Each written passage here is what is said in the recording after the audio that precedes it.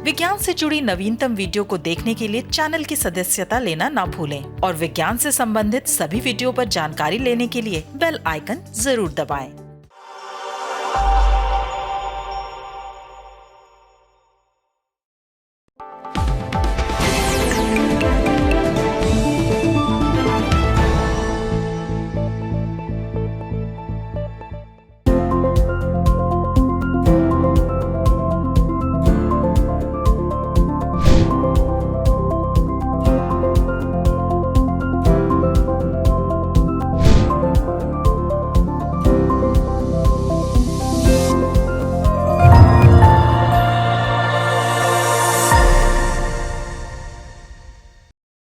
नमस्कार, वैज्ञानिक चेतना से लैस अनुसंधानिका में आप सबका स्वागत है। मैं हूं मानवर्धन कंठ और अनुसंधानिका के इस अंक में देखिए, मलेरिया के अचूक इलाज के लिए वैज्ञानिकों ने तैयार किया मच्छरों का नया जीनोम मानचित्र। नई प्रणाली से पता चलेगा कहां आएगी बाढ़ और कहां पड़ेगा सूखा, और कोरोना रोगियों की सूंघ कर पहचान करेगा सेना का डॉग स्क्वाड। मलेरिया से देश में हर साल लाखों लोग बीमार होते हैं और हजारों की मृत्यु हो जाती है, लेकिन मलेरिया का टीका नहीं है और मौजूदा दवाएं भी अपना प्रभाव खो रही हैं। ऐसे में एक नए शोध से उम्मीदें जगी हैं। वैज्ञानिकों ने मलेरिया फैलाने वाले मच्छर का जीनोम मानचित्र तैयार किया है तथा कई नए जीन की पहचान भी की है जो बीमारी फैलाने वाले जीवाणु के खिलाफ प्रतिरोधक क्षमता पैदा कर सकते हैं। आइए देखते हैं ये रिपोर्ट।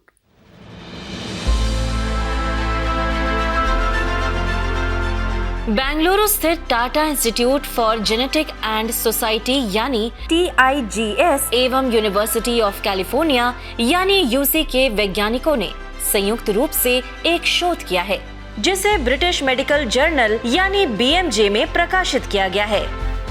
शोध team TIGS UC San Diego के प्रमुख प्रोफेसर इथन बियर के अनुसार मलेरिया फैलाने वाला एनोफिलीज स्टीफेंजी दक्षिण एशिया के शहरी इलाकों का प्रमुख मलेरिया संचारक मच्छर है, जिसने हाल में अफ्रीका में घुसपैठ की है। पूर्वानुमान है कि यह अफ्रीका के शहरी क्षेत्र में मलेरिया का प्रसार करने वाला प्रमुख मच्छर बन जाएगा और यह 12.6 करोड़ शहरी अफ्रीकी लोगों के लिए खतरा उत्पन्न करेगा। बियर के मुताबिक वैज्ञानिकों द्वारा तैयार नया जीनोम संग्रह आनुवांशिकी कार्यप्रणाली का विस्तृत एवं सटीक मानचित्रण है और यह एनोफिलीज स्टीफेंजी की आनुवांशिकी के अध्ययन के नए युग का आधार साबित होगा। उन्होंने कहा कि एनोफिलीज स्टीफेंजी के अद्यतन जीनोम मानचित्रण में अनुसंधानकर्ताओं ने 3000 से अधिक जीन का पता लगाया है, जिसकी जानकारी पिछले मानचित्रण में नहीं लगी थी। जिन नए जीन की जानकारी मिली है वे मच्छरों के खून चूसने, खून को पचाने, प्रजनन एवं बीमारी फैलाने वाले जीवाणु के प्रति प्रतिरोधक क्षमता विकसित करने में अहम भूमिका निभाते हैं। वैज्ञानिकों ने दावा किया कि इस शोध से बीमारी के प्रसार को आनुवांशिकी आधार पर रोकने की रणनीति विकसित करने में मदद मिल सकती है तथा नई दवाएं एवं टीका बनाने का रास्ता भी खुल सकता है। दरअसल मलेरिया का प्रसार रोकने के लिए CRISPR और जीन आधारित रणनीति तैयार करने के लिए वैज्ञानिकों को मच्छर के जीनोम की जानकारी होने की जरूरत है। CRISPR वह तकनीक है जिसमें जीन संशोधन किया जाता है और अनुसंधानकर्ता आसानी से DNA के क्रम में बदलाव कर जीन के कार्य में बदलाव कर सकते हैं। इसी प्रकार यदि मच्छर के संबंधित जीन में बदलाव कर दिया जाए तो वह मलेरिया नहीं फैला पाएगा। देश में खेती का सारा दारोमदार मानसून पर टिका हुआ है, लेकिन देश के किस हिस्से में मानसून की कितनी बारिश होगी इसका सटीक पूर्वानुमान अभी भी चुनौतीपूर्ण बना हुआ है। ब्रिटेन के वैज्ञानिकों ने भारतीय मानसून के पूर्वानुमान को लेकर एक सटीक प्रणाली विकसित करने का दावा किया है। इस शोध से भारतीय मूल के वैज्ञानिक भी जुड़े हुए हैं। आइए देखते हैं ये रिपोर्ट।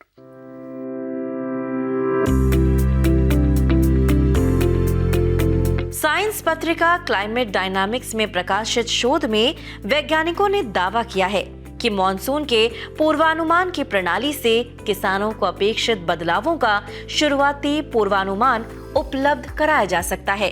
इससे किसानों को फसल के नुकसान को कम करने में मदद मिल सकती है। ब्रिटेन में यूरोपीय मध्यम अवधि मौसम पूर्वानुमान केंद्र यानी ECMWF के शोधकर्ताओं ने अपने दीर्घकालिक वैश्विक मौसम पूर्वानुमान प्रणाली का उपयोग यह अनुमान लगाने के लिए किया है कि गर्मी के मौसम में मॉनसून कब शुरू होगा और कितनी बारिश होगी, किस क्षेत्र में भारी बारिश हो सकती है और किस क्षेत्र को सूखे का सामना करना पड़ सकता है। इस प्रणाली में 1 महीने पहले यह सटीक अनुमान लगाना संभव हो सकेगा। इसके लिए कंप्यूटर आधारित एक विशेष पूर्वानुमान मॉडल विकसित किया गया है। वैज्ञानिकों का मानना है कि किसानों को यह जानकारी प्रदान करने से उन्हें अप्रत्याशित रूप से भारी वर्षा या सूखे की स्थिति के लिए तैयार करने में मदद मिल सकती है। ये दोनों कारक भारत में फसलों को नष्ट करते हैं। शोधकर्ताओं के अनुसार भारत में मानसून के मौसम में वार्षिक बारिश की 80% वर्षा होती है और इसके पहुंचने के समय में थोड़े से बदलाव से भी कृषि पर इसका व्यापक प्रभाव पड़ सकता है।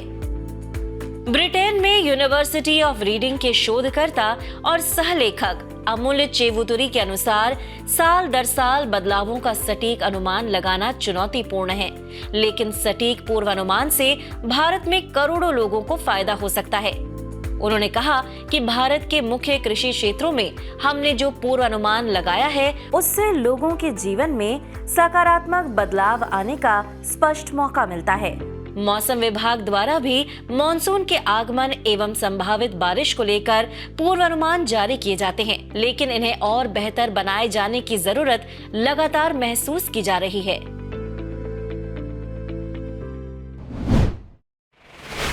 सीमाओं की रक्षा करने वाली सेना ने कोरोना के मोर्चे पर भी कई उपलब्धियां हासिल की हैं। इसी कड़ी में सेना ने एक ऐसा डॉग स्क्वाड तैयार किया है जो पसीने एवं मूत्र की गंध सूंघकर कोरोना रोगियों की पहचान कर लेता है। विगत 10 फरवरी को सेना ने दिल्ली छावनी के पशु चिकित्सालय में अपने इस डॉग स्क्वाड को प्रदर्शित भी किया। आइए देखते हैं ये रिपोर्ट।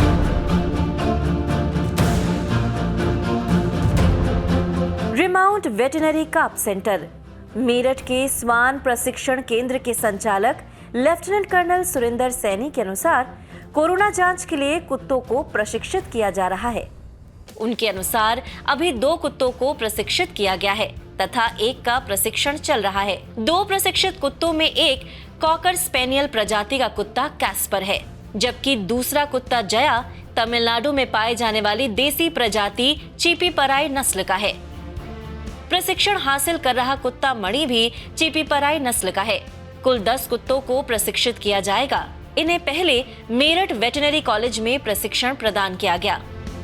वैसे एक कुत्ते को प्रशिक्षित करने में 36 सप्ताह लगते हैं, लेकिन इन्हें 16 सप्ताह में प्रशिक्षित किया जा रहा है। इस दौरान 279 मूत्र और 267 पसीने के नमूनों पर इन्हें प्रशिक्षण प्रदान किया गया। दरअसल कुत्तों के सूंघने की शक्ति अपार होती है।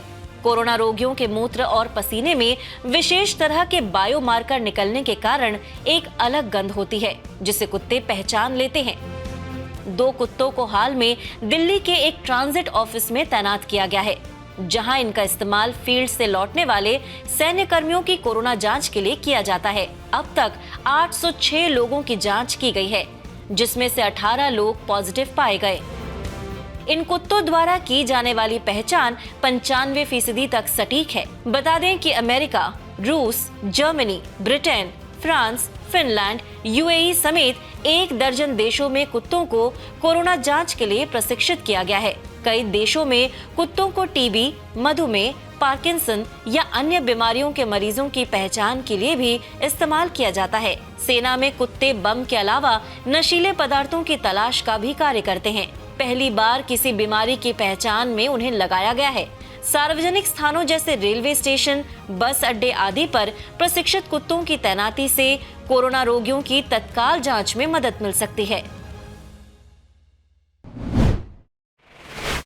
अनुसंधानिका के आज के कार्यक्रम में बस इतना ही।